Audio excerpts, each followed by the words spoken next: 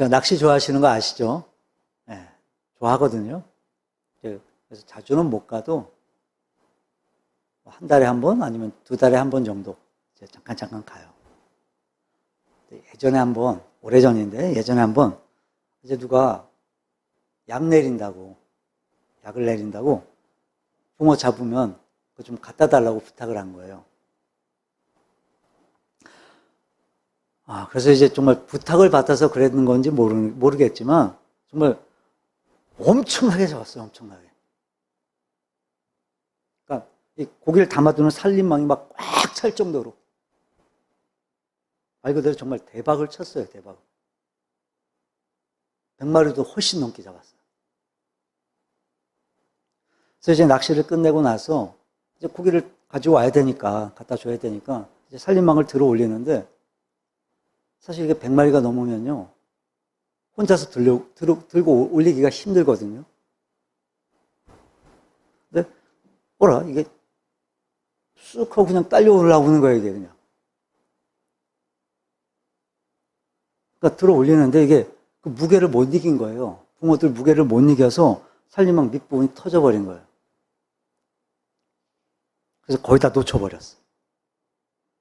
그래서 갖다 주지도 못하고 약도 내리지를 못했어요. 자, 제가 뭘 말씀드리고자 하는 거냐면 낚시를 할 땐 이제 고기를 잡는 것도 중요하지만 특별히 누군가의 부탁을 받았기 때문에 잡은 고기를 지키는 것도 내가 지켜내는 것도 중요하다는 거예요. 여러분, 이건요 믿음에 있어서도 마찬가지예요. 믿음에 있어서. 이제 모든 성도들이 부러워할 정도로 예배 드리는 모습도 그렇고 또 헌신하는 모습도 그렇고 정말 누구보다도 모범적이었던 그런 집사님이 한 분 계셨어요. 시간이 지나면 지날수록 시간이 가면 갈수록 믿음이 점점 식어져 가는 거예요. 수요 예배를 한번 빠지기 시작하더니 철야 예배를 또 한 번씩 빠지기 시작하고 주일 예배도 이제 한 번씩 빠지기 시작해요. 이게 한 번이 어렵지 이게 두 번은 쉽네요.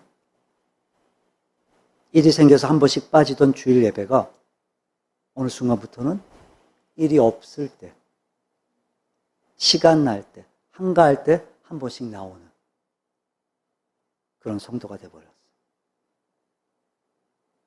기도 시간도 점점 줄어들어요. 하나님의 말씀과도 당연히 멀어지고 말아요. 교회 일에 그렇게 열심히 헌신하고 수고하던 사람이 이제 남의 일이 돼버렸어요. 남의 일. 또 이제 예전에 자신의 그 신앙생활은 나도 한땐 그랬었는데 추억이 돼버렸어요.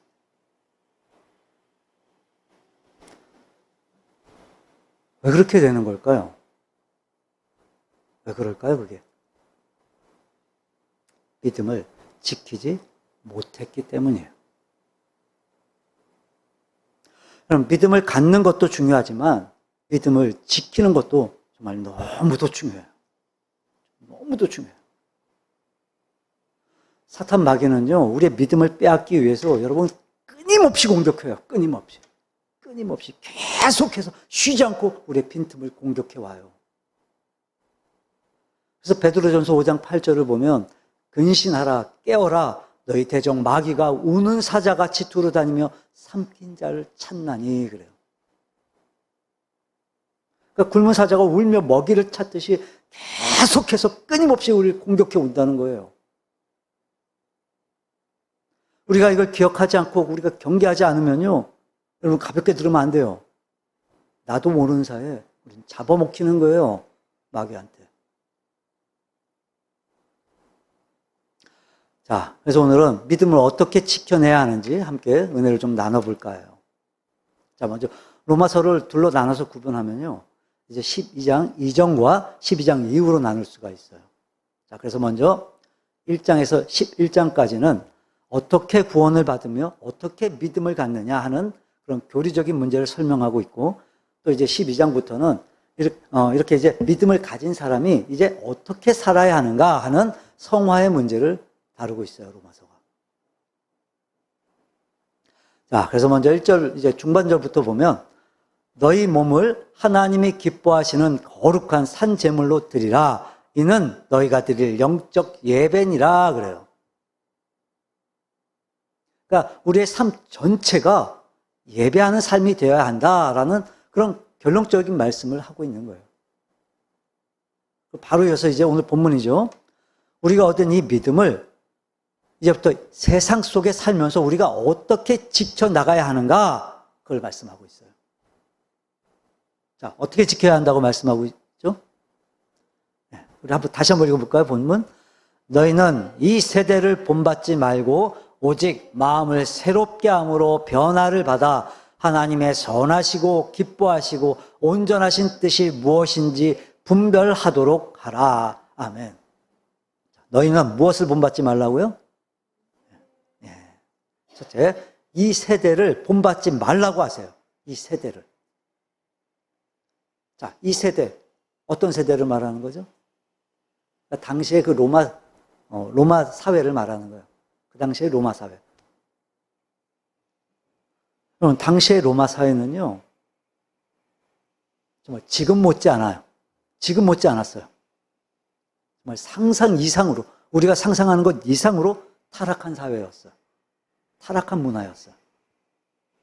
정말 수많은 우상들이 넘쳐나고, 가는 곳마다 막 신전들이 막 세워져 있었어요.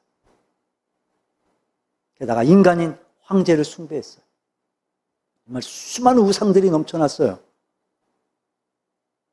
그래서 도덕적으로, 성적으로 정말 상상도 못할 정도로 그렇게 타락했었던 시대였어요. 그래서 쾌락적이고 본능을 자극하는 일에 관심을 가졌어요, 사람들이. 지금도 이제 로마에 가보면요, 그 원형 경기장 터들이 그대로 남아있어요. 여러분 아시죠? 이 원형 경기장이 뭐 하는 데였냐면, 사람들과 맹수들을 이제 함께 넣어놓고 싸우게 하는, 사람하고 맹수가 싸우게 하는. 그리고 그걸 사람들을 그냥 구경하는 게 아니에요. 그냥 구경만 하는 게 아니라 그 잔인한 장면들을 보면서 이 관람석 한쪽에서는 숯불에다 고기를 구워 먹어요. 고기 구워 먹고 술도 마셔가면서 그 잔인한 장면들을 즐기는 거였어요, 그렇게. 여러분 아시죠? 맹수들에게 찢겨 죽어나가는 사람들의 대부분이 바로 기독교인들이었어요. 이런 상황 속에서 당시에 기독교인들은 신앙의 순결을 지켜야 했던 거예요. 참기 힘든 그런 핍박과 그리고 또 타락한 그런 시대 속에서 그들은 믿음을 지켜내야만 했던 거였어요. 자, 그래서 이러한 현실에서 택할 수 있는 방법은 이제 두 가지 방법이 있어요. 두 가지. 먼저 첫째는 소극적인 방법. 소극적인 방법. 이제 불교에서 잘 쓰는 말이 있죠. 속세를 떠난다. 속세를 떠나라. 이거예요. 그러니까 떠나는 거예요. 떠나는 거. 그러니까 깊은 산속이나 동굴로 피해 들어가서 자신의 믿음을 지키는 거예요. 당시에 그랬어요, 진짜. 실제로 당시 그 기독교인들이요, 땅속에다 정말 어마어마한 지하도시를 만들어서 거기서 생활을 하기도 했어요. 이제 그 넓이가, 로마 같은 경우는 지하도시가, 카타콤이라고 그러죠? 지하도시가 있는데, 정확히는 기억이 안 나요, 저도. 여의도 면적의 몇 배라고 들었었어요. 그게 지하 10층인가 20층인가까지 있을 거예요, 아마. 쭉. 2층인가까지밖에 못 들어가 봤어요, 그때. 못 들어가게 하니까. 근데 어마어마해요. 지하 도시를 파놓고 거기서 사는 거예요. 또 산속에 바위 동굴을 파서 막 수도원을 또 만들어 놓기도 하고, 또 높은 절벽 위에다가 수도원을 만들어 놓기도 하고. 그렇게들 그들은 신앙을 지켜냈어요. 자, 그리고 또 하나 뭐냐면 적극적인 방법. 적극적인 방법. 그러니까 세상 밖으로 피해 도망가는 게 아니라, 그 세상 안에서 세상에 끌려가는 게 아니라 세상 안에서 세상을 개혁해가는 거예요. 개혁해가는 거. 세상을 바꾸는 거예요. 세상 안에서.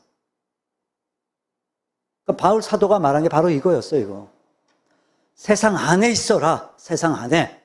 하지만 세상을 본받지는 말아라. 여러분, 이건 예수님의 말씀과도 같아요. 예수님도 그렇게 말씀하셨어요. 마태복음 5장 13절로 16절까지의 말씀을 보면 예수님께서도 말씀하시기를 세상이 부패했다고 세상을 떠나는 것이 아니라 오히려 그 부패한 세상에 소금이 되라. 그 어두운 세상에 빛이 되라. 예수님 말씀하셨어요. 우리가 살아가는 이 세상은요, 하나님께서요, 아름답게 만드셨어요. 아름답게. 근데 이 아름다운 세상에 이제 죄가 들어옴으로써 점점 타락하게 된 거였어요. 그러니까 우리는 이 세상을 등지고 도망치듯이 숨어 들어가서 자신의 신앙만을 지키는 게 아니라 이 세상 속에 함께 있으면서 우리가 해야 할 책임이 분명히 있다는 거예요. 분명히 있는 거예요, 여러분. 세상 속에서.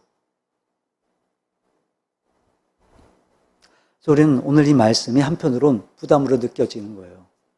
왜요? 쉽지 않기 때문에. 결코 쉬운 일이 아니기 때문에. 믿는 분들 중에도 이런 질문을 하시는 분들이 있어요. 직장에 이제 회식이 있는데 이거 가야 됩니까, 내가? 이제 안 가면은 왕따 되고 또 가면은 마셔야 되는데 어떡하죠, 이거? 갈까요, 말까요? 회사 야유회가 있는데 하필이면 또 주일날 한다네요. 부장님이 산에 가자는데 하필이면 또 주일날 가잖아요. 이거 갈까요, 말까요? 가야 되나요, 말아야 되나요? 거절하기가 힘든데 이거 어떡하죠? 많은 그리스도인들이, 그나마 믿음 있는 사람들은요, 이제 이런 현실 속에서 갈등을 하며 살아가고 있어요. 그러니까 쉽지가 않아요. 쉬운 일이 절대 아니에요. 하지만 분명한 건 뭐냐면 이런 유혹들을 이겨내고 믿음을 지켜냈을 때 비록 지금 당장은 힘들 수 있어요.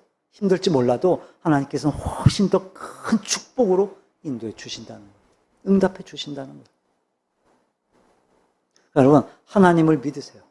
하나님 믿으세요. 믿고 담대하게 사세요. 세상 사람도 한번 보세요. 이제 뭔 일이 생겨서 만약에 이제 경찰서에 가게 되면 사람들 많이 하는 행동들 있잖아요. 야, 너 내가 누군 줄 알아? 내 동생이 검사야, 이 사람아. 우리 형님이 국회의원이야, 국회의원. 많잖아, 이런 경우. 막 사돈의 팔촌까지 막 다 들먹이면서 자기 백 믿고 막 자랑하고 과시하잖아요, 사람들. 큰 소리 치고 막. 그러니까 국회의원. 그러니까 검사 가지고도 그렇게들 막 당당하잖아요, 사람들이 막. 여러분, 우린 누가 백이에요? 우리 백은 누구예요? 하나님이시잖아요, 하나님. 하나님이 우리 백이지. 하나님이 우리 뒤에 계시잖아요. 그러니까 두려울 게 뭐가 있겠어요, 두려울 게 우리가. 하나님이 우리 백인데. 그러니까 믿고 당당하게 자랑하세요. 당당하게 과시하세요, 그러니까. 언젠가 이 청소년 단체에서 고등학생들하고 대학생들을 대상으로 이런 여론조사를 했었대요. 우리 사회가, 지금 우리 대한민국 사회가 가장 가치를 두고 있는 것이 무엇이라고 생각합니까? 뭐라고 대답했을까요? 누구나 다 예상이 되죠. 1순위가 돈이에요, 돈. 그리고 두 번째가 건강, 그리고 세 번째가 인격이었대요. 여러분, 이거 지금 정말 심각하게 받아들여야 되는 문제인 거예요, 이게. 정말 심각하게 받아들여야 돼요.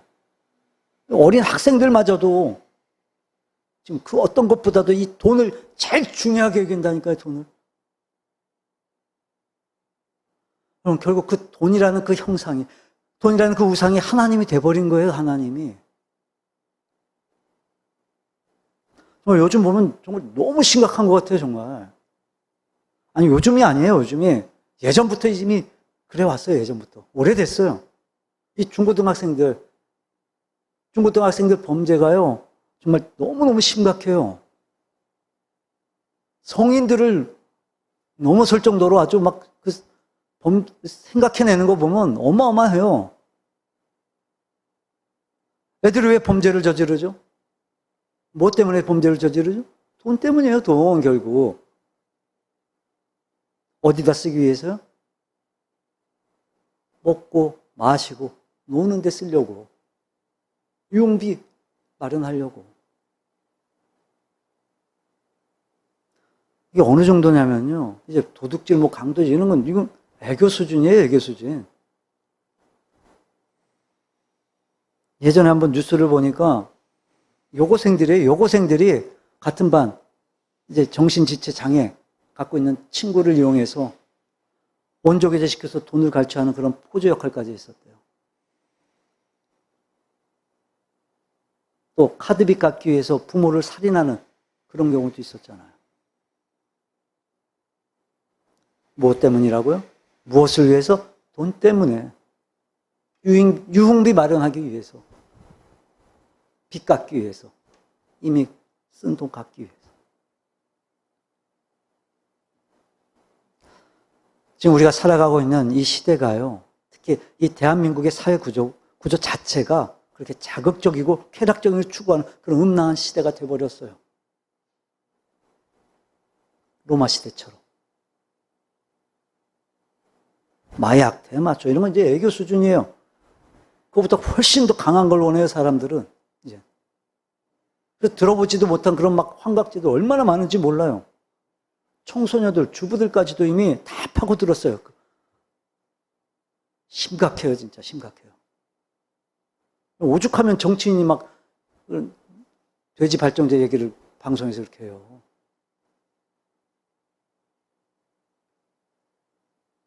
그럼 요즘 건물 들어서는 거 보면 이제 건물 안에 상점들 뭐가 제일 많이 들어서죠? 어떤 것들이에요? 다 보면 맨날 먹고 마시는 거예요, 다. 즐기는 거. 그러니까 세상이 가면 갈수록 점점 더 타락해 가고 있다니까요. 이런 세상에서, 이런 상황에서 우리가 어떻게 해야 우리의 믿음을 지킬 수 있겠어요, 여러분? 뭘 어떻게 해야 될까요? 다른 사람들은 다 그 길로 가는데 나 혼자 의의 길을 선택해야 하는 그런 고민을 우리가 얼마나 더 지속할 수 있을까요? 그럼 바울 사도가 주는 답은요, 너무 간단해요, 너무. 이 시대를 본받지 말라는 거예요. 본받지 말래요, 그냥. 되게 쉽게 얘기하죠. 여러분, 노아 시대 때도요, 그 시대 사람들은 날마다 먹고 마시고 즐겼어요. 여러분, 노아는 안 그랬어요. 노아는 안 그랬어요. 노아는 그 길을 가지 않았어요. 그들과 함께 살았어요. 함께 살았지만 그들을 본받지 않았어요, 노아는. 사람들이 다 어리석다고 미쳤다고 막 비웃을 때도 노아는 방주를 만들러 방지를 지으러 산으로 올라갔어요. 손가락질 받으면서. 그들과 함께 세상 안에 있었지만 그들을 따라간 것이 아니라 노아는 말씀을 따라간 거예요. 그럼 본받지 말라는 뜻은요, 단절하라는 게 아니에요. 단절을 의미하는 게 아니에요. 비록 그들과 함께 하고 있을지라도 그들의 행동이나 습관을 따라가지 말라는 거예요.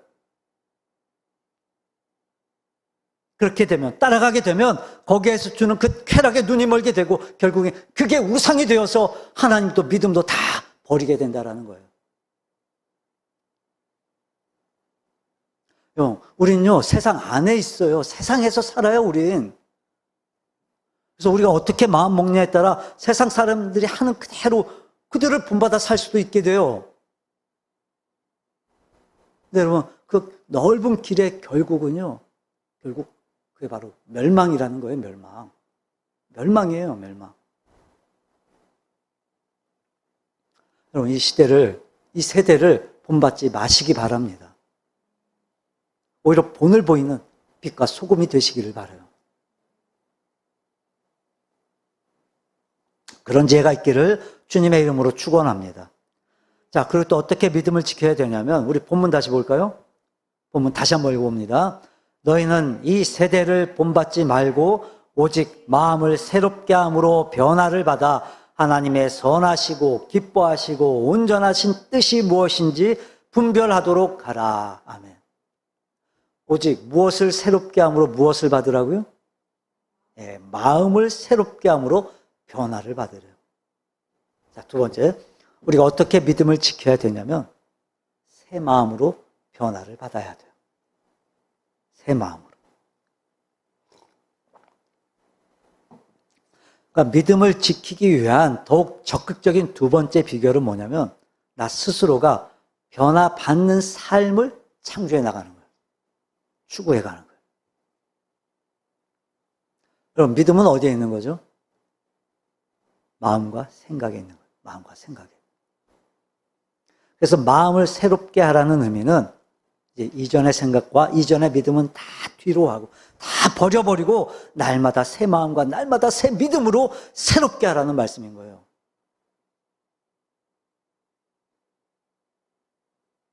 멸망을 앞두고 있었던 이스라엘 백성들의 마음은요, 정말 변화될 줄 모르는 굳은 마음이에요. 딱딱한 마음이었어요. 하나님을 향한 새로운 변화에 대한 열망은 다 사라지고 오로지 이 현실에만 안주했어요. 그래서 호세아 10장 12절 후반절을 보면요, 그때 하나님은 호세아 선지자를 보내셔서 너희 묵은 땅을 기경하라. 지금이 곧 여호와를 찾을 때니 마침내 여호와께서 오사 공의를 비처럼 너희에게 내리시리라 말씀하세요. 여기서 묵은 땅은 뭐냐면 변화될 줄 모르는 마음을 말하는 거예요. 변화될 줄 모르는 우리의 마음을 말하는 거예요. 그래서 그 변화될 줄 모르는 그 마음을 완전히 갈아엎으라는 거예요. 이전의 죄와 생각들, 사고방식들 다 갈아엎고 새 마음으로 변화되라는 거예요. 새 마음을 가지라는 거예요. 심령을 개혁하라는 거예요.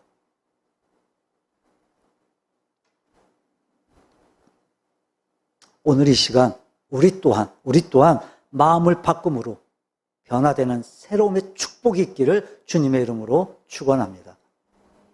그러니까 여러분, 우리 안에 있는 이 부정적인 마음을 긍정적인 마음으로 새롭게 바꿔야 돼요. 바꿔야 돼요. 여러분, 이 하늘이 아무리 막 파랗고 맑아 보여도요, 이제 까만 선글라스 끼고 보면 어떻게 보여요? 어떻게 보이죠? 이제 당장에 막 비가 올 것처럼, 그죠? 그렇게 막 어둡고 칙칙해 보이죠? 그러니까 마찬가지인 거예요. 우리가 이 부정적인 마음으로 이제 세상을 바라보게 되면요, 전부 다 그렇게 보여요. 전부 다 그렇게 비판과 불만의 대상으로 보여지는 거예요. 그래서 결국 포기의 이유가 되고 마는 거예요, 그게. 이유가 되어지는 거예요, 그게. 나는 해봐도 안 되네. 아무리 해도 나는 안 돼. 도저히 이건 내가 할 수가 없네. 이젠 다 끝났어. 아무리 해봐도 안 되는 건 안 되는 거야. 이건 내가 할 수가 없어. 그럴 줄 알았어, 나는. 이젠 다 끝났어. 그러니까 이런 마음들을 여러분 버려야 된다고요. 바꿔야 돼요. 여러분, 주님이 우리와 함께 하시는 한은 우리는 어떤 상황에 처한데도 여러분, 우린 끝나지 않아요. 절대로 우리 끝나지 않아요. 주님이 나와 함께 하시기 때문에 나는 할 수 있다. 주님이 나와 함께 하시기 때문에 나는 가능하다. 주님이 나와 함께 하시기 때문에 나는 더 큰 희망이 있다. 이렇게 긍정적인 마음으로 여러분의 모든 생각과 마음을 바꾸시기를 바랍니다. 그 죄책감의 마음을 용서의 기쁨이 넘치는 마음으로 여러분 바꾸시기를 바라요.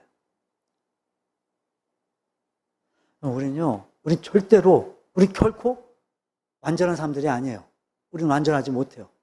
누구나 다 예외 없이 하나님 앞에서 우리 자신을 돌아보게 되면요, 우린 다 부끄러워요. 다 부끄럽고 후회뿐인 인생들이에요.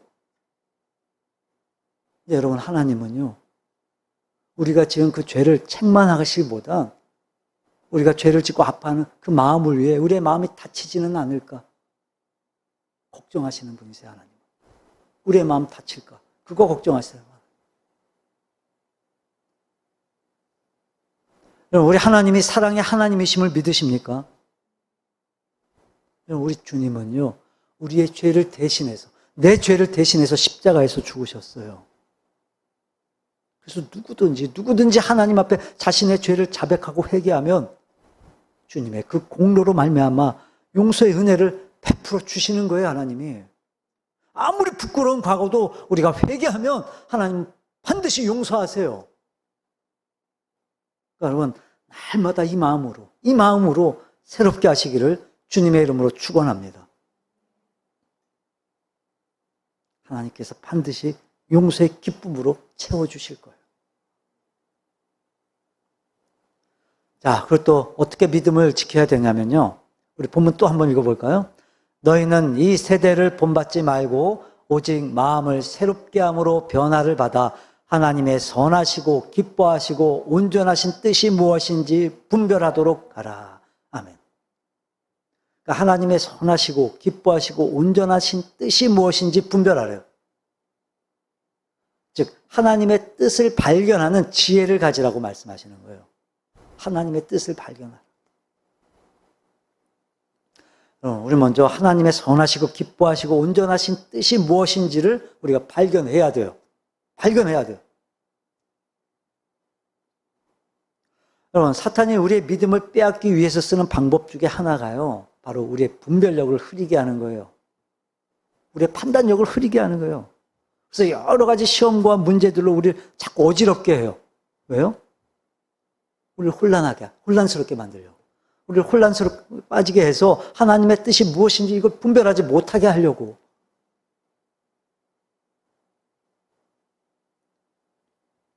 또 사탄마귀는 물질에 대한 애착, 세상에 대한 애착, 즉 욕심을 통해서 우리에게 다가오기도 하고, 또 때로는 이 다윗처럼 이 가정의 문제들을 통해서 우리에게 또 다가오기도 하고, 또 때로는 인간관계를 통해서 우리를 지치게 하고 우리를 복잡하게 만들기도 해요.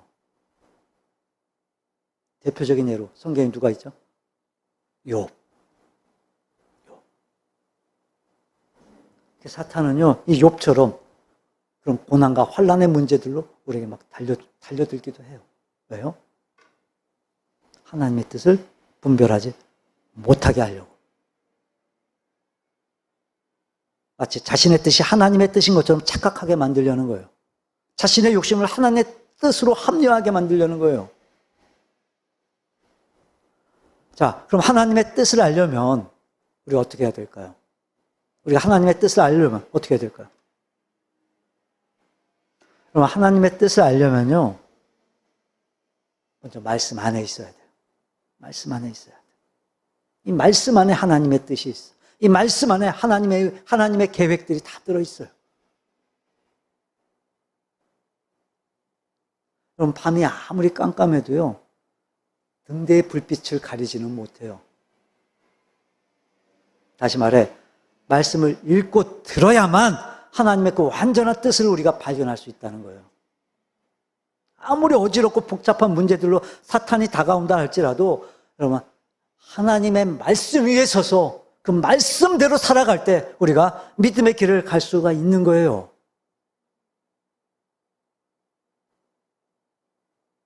여러분, 아무리 큰 권세를 가진 자라도, 아무리 큰 부를 가진 사람이라도, 여러분, 이 땅에서는요, 그 어느 것 하나 가질 수가 없어요. 그 어느 것 하나 내가 지킬 수가 없어요. 하나님 앞에 갈 때는요, 그거 다 놓고 가야 돼요, 다. 가지고 갈 수 있는 거 하나도 없어요. 아무리 막 대단한 보물을 가졌다고 한들, 그거 다 놓고 가야 돼요, 다. 못 가져가요. 여러분, 우리가 하나님 나라에 갈 때까지 꼭 지켜야 될 게 하나 있어요. 꼭 지켜야 될 게. 뭘까요, 그게? 뭘 지켜야 될까요? 디모데후서 4장 6절로 7절을 보면 사도 바울이 디모데에게 이렇게 고별사를 해요. 우리 한번 찾아서 볼까요? 디모데후서 4장입니다.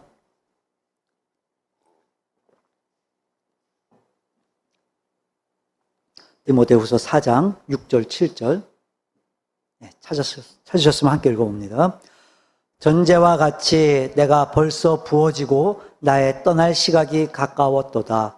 나는 선한 싸움을 싸우고 나의 달려갈 길을 마치고 믿음을 지켰으니. 여러분, 사도 바울은요, 믿음 외엔 아무것도 지키질 않았어요. 믿음만 지켰어요. 말씀을 정리합니다. 여러분은 무엇을 지키며 사십니까? 여러분은 무엇을 지키며 살길 원하십니까? 건강이요? 물질이요? 자녀들의 성공이요? 사탄 마귀는요, 지금도 이렇게 말하면 우리를 유혹해와요. 그거 내가 다 줄게, 너. 내가 다 책임져 줄게, 그거. 건강, 돈, 자녀들, 성공. 야, 그거 내가 다 줄게. 내가 다 줄게. 그러니까 너는 너의 믿음만 나한테 줘. 네 믿음만 나한테 줘. 내가 다 줄게, 나머지는.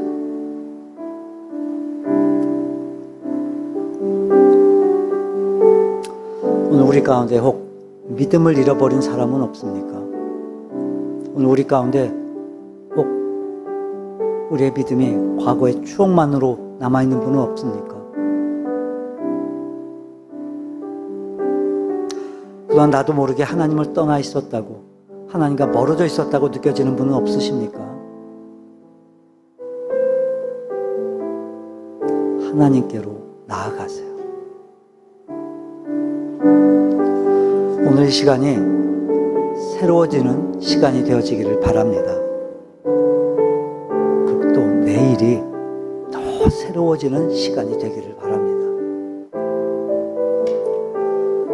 여러분, 이 세대를 본받지 말아야 돼요. 이 세상 본받지 말아야 돼요. 세상 사람들을 따라 그들을 흉내내며 사는 것이 아니라 오히려 우리의 믿음을 그들이 본받도록 해야 돼요.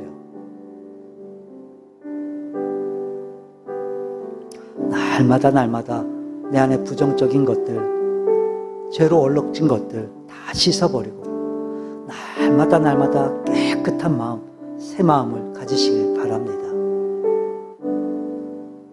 그리고 이제 말씀 안에서 하나님의 뜻을 분별하며 기도로 승리하시는 참된 믿음의 사람들, 참된 하나님의 백성들이 되시기를 주님의 이름으로 축원합니다.